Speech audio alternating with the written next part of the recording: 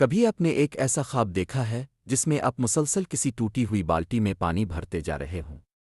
بھرتے جائیں مگر وہ کبھی مکمل نہ ہو۔ یونانی اساطیر کی ایک پرانی مگر دل کو چھو لینے والی کہانی ہے، داناس کی کہانی، 50 بیٹیوں کی جو سزا کے طور پر ہمیشہ پانی بھرتی رہیں، ایک بے جان بے تہی اور ٹوٹی سراہی میں۔ یہ صرف افسانہ نہیں بلکہ عورت آزادی، نافرمانی اور پچھتاوے کی ایک کربناک انسانی تصویر ہے۔ پہلا منظر، ایک باپ، 50 بیٹیاں اور ایک فیصلہ۔ کہانی کا آغاز ہوتا ہے شاہ داناس سے، جس کے 50 بیٹیاں تھیں، ہر ایک چاند کی طرح روشن، اپنے باپ کی آنکھوں کا تارا۔ داناس کا بھائی ایگپٹس بھی 50 بیٹوں کا باپ تھا، اور اس نے اپنے بیٹوں کی داناس کی بیٹیوں سے شادی کی خواہش ظاہر کی۔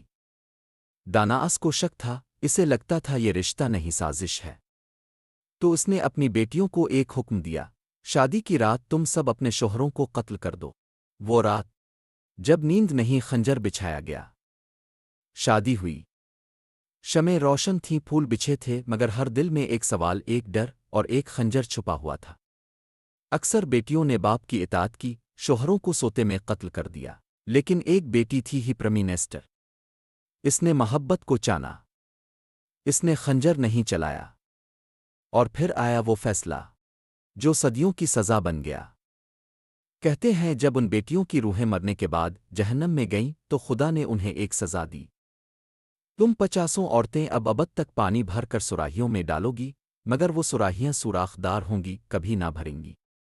یوں وہ عورتیں جنہوں نے باپ کا حکم مانا مگر ضمیر کا خون کیا، آج بھی یونانی اساطیر کے دوزخ میں پانی ڈالتے ہوئے دکھائی جاتی ہیں، خالی تھکی، افسوس زدہ۔ ایک انسانی آنکھ سے دیکھی گئی کہانی۔